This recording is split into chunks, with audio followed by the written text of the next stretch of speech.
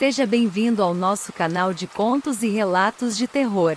No vídeo de hoje, você vai ouvir 3 histórias que vão arrepiar até os mais céticos. Primeiro, conheça a história de uma família que se mudou para uma casa aparentemente normal, mas logo descobriram que forças malévolas ainda habitavam o local. Em seguida, ouça sobre a presença fantasmagórica de um velho que nunca deixou sua casa, assustando todos que ousavam morar ali. Por fim, descubra os eventos sobrenaturais que marcaram a vida de uma jovem desde a infância, desde visitas de um avô falecido até inexplicáveis aparições e desmaios. A Casa do Mal. Poderiam forças malévolas permanecer presentes em uma casa, mesmo após o que as invocou ter saído? Eu morava no interior do estado de São Paulo, na cidade de São José dos Campos. Em certa época, eu e minha família estávamos nos mudando para outra casa. A casa para a qual estávamos nos mudando não era velha, nem estranha, e não tinha nada demais que chamasse a atenção, mas alguns fatos estranhos nos chamaram a atenção. No dia da mudança, minha mãe, ao verificar os novos locais da casa, estranhou porque embaixo do tanque havia restos de velas de várias cores, coisa que não é normal de se encontrar. No entanto, ela não ligou muito e continuou com seus afazeres. Depois de tudo ajeitado, começamos a nos acostumar com nossa nova moradia. Nas primeiras noites, ocorreu tudo de forma normal, sem novidades. Após se passarem alguns dias, quando já estávamos nos acostumando com nosso novo lar, coisas estranhas começaram a acontecer. Eu, meu irmão e minha irmã começamos a ouvir barulhos pela casa, ouvíamos risadas, passos, pessoas conversando, e ficávamos muito assustados com aquilo. Então decidimos contar para nossa mãe os fatos que havíamos percebido. Minha mãe não ligou muito e dizia que tudo aquilo era impressão nossa, devido a estarmos vivendo em outra casa. Bem, diante daquilo, resolvemos continuar com nossa rotina, pensando que não fosse acontecer mais nada, até que coisas mais estranhas começaram a acontecer. Em uma determinada manhã, minha irmã acordou assustada, pois ela e meu irmão dormiram em suas respectivas camas e, de manhã, acordaram um na cama do outro, ou seja, em camas trocadas. Muito assustador. Luzes acendiam e apagavam sozinhas, e sempre ouvíamos passos. Todos esses fatos assustadores se repetiam, chegando ao ponto em que nós havíamos nos acostumado com a situação. Afinal, éramos crianças e achávamos que era só medo. Eu era muito medrosa e sempre chamava minha mãe para me levar ao banheiro ou tomar água de madrugada. Houve uma noite em que chamei minha mãe, e ela sempre ia para o meu quarto no escuro.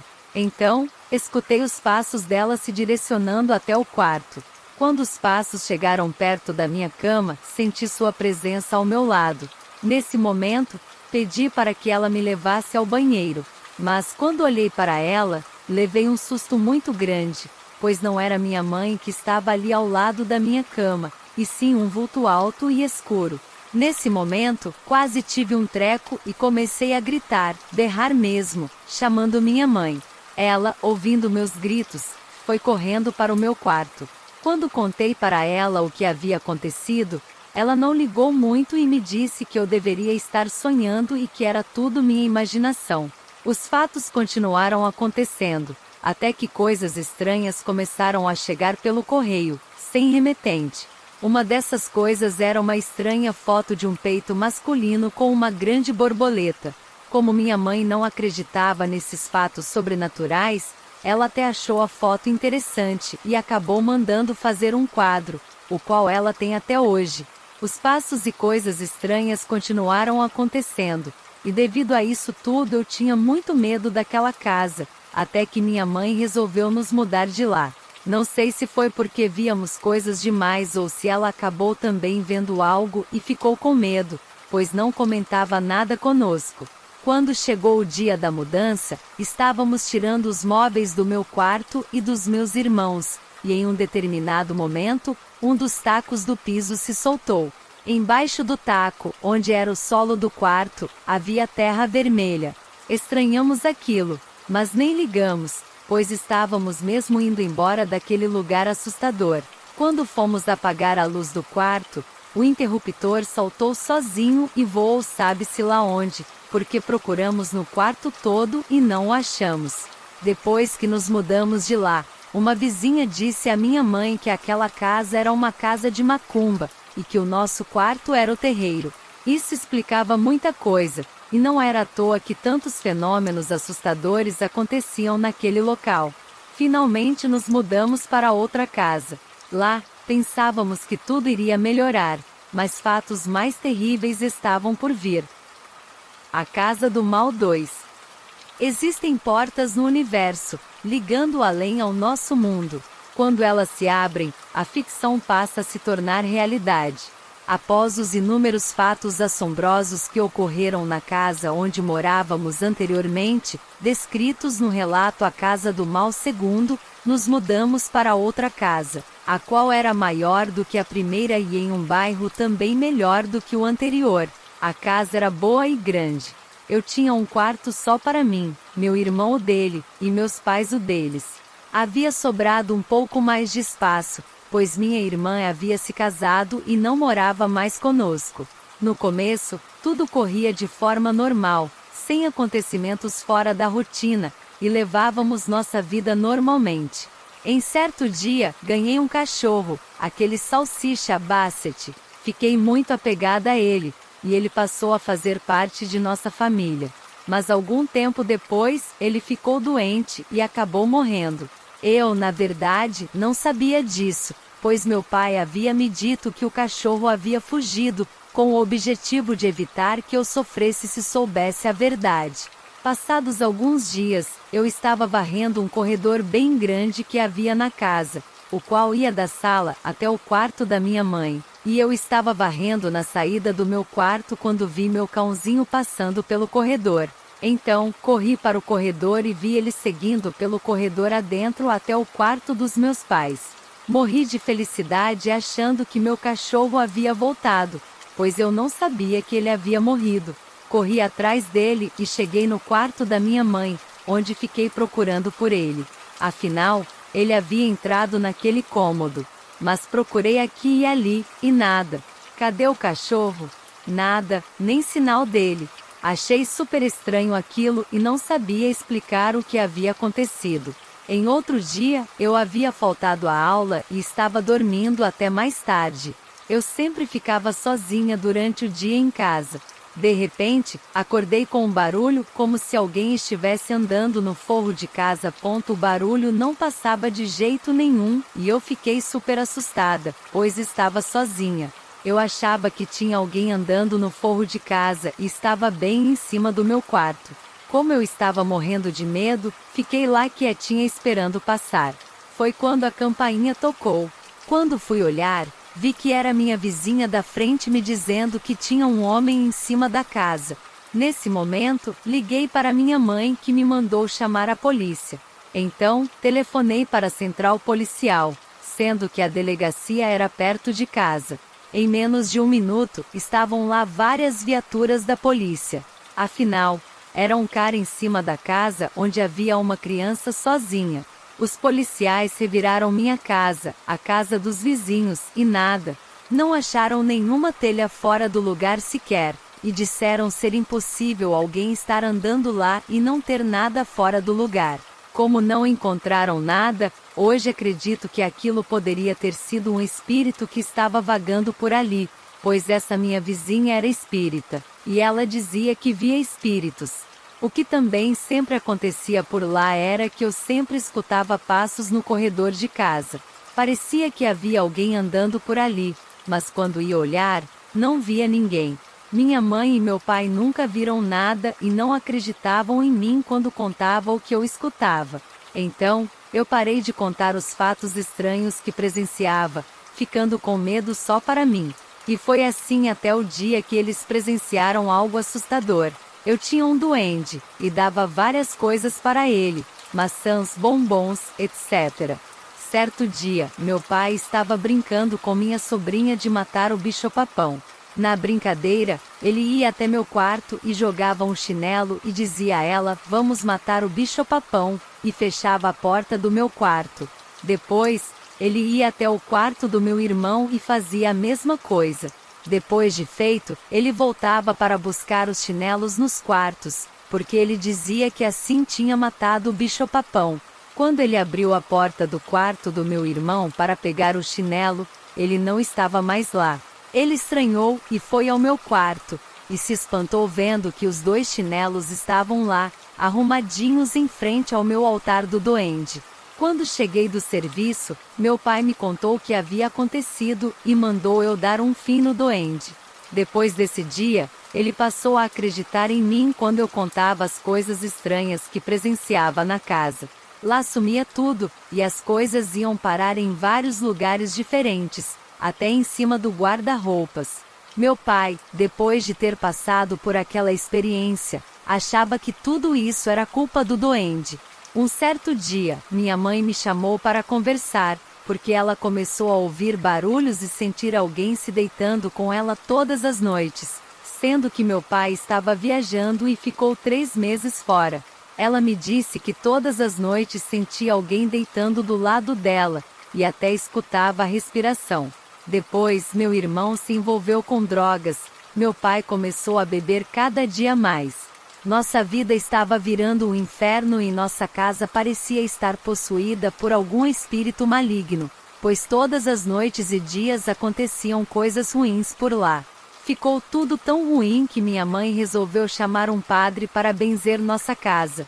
Ele foi até lá, benzeu, mas nos disse para sair dali, pois segundo ele, a casa era muito carregada e ele não tinha poder para tirar todo o mal dali, e que a bênção que ele fez duraria pouco tempo e os espíritos voltariam com mais força e nos atacariam. Depois de tudo isso, minha mãe entregou a casa e nos mudamos novamente. Algum tempo depois, ela descobriu que naquela casa, as pessoas que viveram ali também mexiam com espíritos, justificando os acontecimentos presenciados por todos nós. Procuramos então um centro de Umbanda para sabermos o que se passava e descobrimos que os espíritos estavam nos seguindo de casa em casa, e que não adiantaria que nós mudássemos, pois eles iriam juntos conosco, perturbando nossas vidas, e eles só dariam paz quando a família se separasse. E isso logo acabou acontecendo. Eu vim para São Paulo morar sozinha e meus pais ficaram no interior. Eles continuaram vendo e escutando coisas por lá, mesmo na outra casa em que estavam morando. Até pouco tempo atrás, minha mãe me contou que ela ainda viu um vulto por lá. Eu, pensando que estaria livre morando longe, me enganei, pois pelo que percebi, eles acabaram me seguindo até minha nova moradia, me assombrando ainda por um bom tempo. Posteriormente, contarei o que aconteceu em meu novo apartamento. A casa estranha. Oi, meu nome é Silvia e eu sou de Portugal. O caso que vou contar foi relatado pela minha mãe, pois, quando aconteceu, eu ainda era muito pequena, 3 ou 4 anos de idade, e por isso não me lembro. O que eu sei é que sempre coisas estranhas acontecem comigo. Quando eu era pequena, dormia num quarto que ficava logo ao lado do de meus pais. Certa noite, minha mãe acordou comigo chorando. Quando foi ver o que estava acontecendo, ela me encontrou sentada na cama, chorando. Mas dormindo profundamente, nunca fui sonâmbula na vida. Quando minha mãe perguntou por que eu chorava, eu acordei, meio grogue de sono, e disse que o avô Florindo queria que eu fosse com ele. E dito isso, eu me deitei de lado e dormi. Minha mãe tomou o maior susto, pois o avô Florindo era o meu avô paterno, e ele havia morrido quando meu pai ainda tinha apenas 3 anos de idade. Como minha avó paterna voltou a se casar poucos anos depois disso, nunca ninguém tinha falado do tal avô Florindo, até porque eu era bem pequena para que fossem tocar nesse assunto comigo. Minha mãe achou aquilo estranho, mas pensou que minha avó tivesse comentado qualquer coisa comigo acerca dele e esqueceu o assunto, pensando que no dia seguinte iria perguntar à minha avó por que ela tinha falado do avô Florindo para mim. O caso começou a mexer mais com minha mãe quando ela falou com minha avó e esta disse que nunca tinha falado comigo acerca de meu avô Florindo. Minha mãe perguntou para toda a família. Ninguém tinha me falado do meu avô Florindo. Então, se ninguém me havia falado do avô Florindo, como eu poderia falar dele? Muitas outras noites, minha mãe acordou comigo chorando, e sempre que ela chegava no quarto, eu estava sentada na cama, chorando, mas sempre dormindo. Ela tinha que me dar um abanão bem forte para eu acordar. Daí, quando ela perguntava o motivo do meu choro, eu dizia sempre: o avô Florindo quer que eu vá com ele. Mas quando ela me perguntava como eu sabia do tal avô, eu não sabia responder. Havia noites em que eu estava tão grogue de sono que nem respondia à pergunta da minha mãe, voltava de lado e dormia. Há mais ou menos 5 anos, nos mudamos para uma vivenda que meu pai fez unicamente para nós. Desde que nos mudamos, sempre senti que aquela casa era estranha. Não sei dizer como, mas era estranha, tinha qualquer coisa diferente nela. Minha mãe não ligava e ainda gozava comigo, dizendo que era tudo coisa da minha imaginação. Mas o que é certo é que ela teve de dar a mão à palmatória quando coisas esquisitas começaram a acontecer e ela não teve uma razão lógica para lhes atribuir. Uma noite, estávamos os 3 a jantar quando as bocas do fogão lá de casa, que é elétrico, logo basta carregar no botão e girar para que as bocas se acendam sem precisar de isqueiro ou fósforo, começaram a se acender, mas apenas a faísca, não o lume, sem que ninguém estivesse mexendo em botão algum. Tivemos de desligar o fogão do quadro de eletricidade. Noutra noite, foi o aparelho que usamos para tirar a umidade das divisões das casas de banho que começou a funcionar sozinho, bem na nossa frente. Quando fomos desligá-lo da tomada, pois ele não parava de jeito nenhum. Ele nem estava ligado na tomada, e aquela coisa não tem bateria alguma. Meus pais ficaram de olhos esbugalhados olhando o aparelho a funcionar, até que ele parou. Há cerca de 2 anos começaram a aparecer mãos marcadas nas paredes lá de casa, e quem levou o sermão fui eu. Minha mãe achava que eu era descuidada e colocava as mãos na parede, e portanto, era eu quem tinha de ir limpar. Achei estranho, mas, mesmo barafustando, fui. Quando cheguei perto da parede e coloquei minha mão por cima da que estava marcada na parede, para confirmar se eram mesmo minhas mãos marcadas na parede, percebi que essa outra era muito menor do que a minha, mais parecendo mão de criança. Mas não havia crianças pequenas na família além do meu priminho, e mesmo que alguma outra criança fosse à minha casa, nunca alcançaria tão alto a parede, tendo em conta o tamanho da marca. Meu primo, hoje com 4 anos, não passava de um bebê de colo com 2 meses naquela época. Mas achei que não valia a pena argumentar com minha mãe, então limpei de uma vez e não liguei mais para o assunto. Mais marcas surgiram, agora no meu quarto, por cima da minha cama, e mais uma vez voltei a limpar antes que minha mãe visse e me desse outro sermão. Tinha certeza absoluta de que aquelas marcas não eram minhas. Há cerca de 1 ano atrás, meu primo tinha então 3 anos, e havia um baú que servia para guardar os brinquedos dele. Esse baú ficava guardado numa espécie de divisão pequena que aproveitamos na cozinha, onde estavam as camas onde os cães dormiam à noite.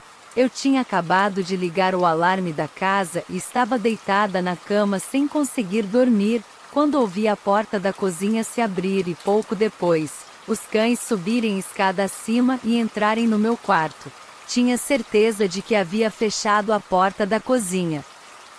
Acordei minha mãe e disse a ela que ia ver se havia alguém em casa e contei o que tinha acontecido. Desliguei o alarme e levei os cães de volta para a cozinha.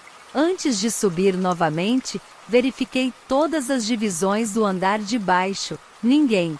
Como poderia a porta da cozinha abrir sozinha?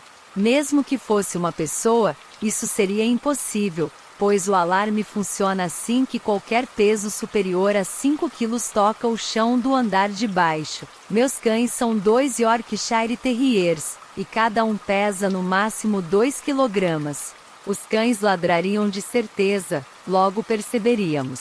No dia seguinte, minha mãe perguntou se eu ou meu pai tínhamos mexido no baú dos brinquedos do meu primo. Falamos que não, e ela disse que tinha encontrado um boneco grande que estava no fundo do baú numa das camas dos cães. Ora, isso é algo estranhíssimo, porque além de o baú estar fechado, meu primo não ia lá à casa havia 2 semanas, logo ele não tinha desarrumado o brinquedo. Meus cães nunca iriam buscar aquele boneco para brincar, pois era muito grande e muito pesado para eles.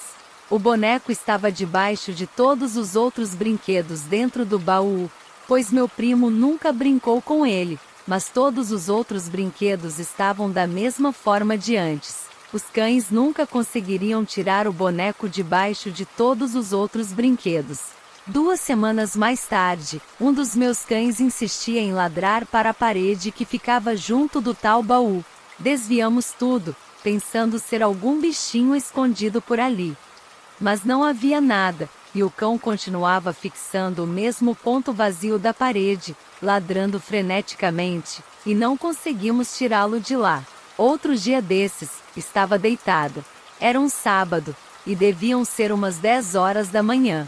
Eu estava sozinha, e a certa altura comecei a ouvir uma voz feminina subindo a escada, falando alto. Parecia estar falando com alguém, mas eu só ouvi a voz dela. A princípio, pensei que fosse minha mãe chegando do trabalho para vir almoçar, mas, quando olhei o relógio, vi que não podia ser. Era cedo demais e ela nunca estava em casa àquela hora da manhã. Essa voz falava muito depressa e muito alto, mas não consegui perceber o que dizia, pois mais parecia um sussurro daqueles que a gente escuta, mas não entende o que diz. Só que alto. A voz subiu, entrou no meu quarto e parou em frente à minha cama. Quando tentei levantar a cabeça para ver quem estava ali no meu quarto, não consegui, alguma coisa me empurrava contra a cama. Lembro que estava muito bem acordada e me revirei toda na cama tentando olhar para quem estava no quarto, mas nunca consegui. Sentia que havia alguém ali olhando para mim e já estava ficando meio assustada, até que, conforme subiu, aquela voz saiu do quarto, desceu as escadas e sumiu algures no piso de baixo. Levantei mal consegui e desci as escadas, mas não havia ninguém e as portas e janelas estavam trancadas como sempre. Outra coisa que estranhei foi meus cães não estarem no quarto como sempre estão. Eles adoram aproveitar cada minuto para dormir junto às minhas costas e aos pés da cama. Estavam no quarto do 2º andar, embaixo da cama. Desde fevereiro de 2003, comecei a desmaiar. Eu desmaiava de repente, sem ter tempo de me sentir mal ou de alguém do meu lado se aperceber de alguma coisa sequer. Eu simplesmente estava bem normal, e de repente, caía pro lado, sem mais nem menos.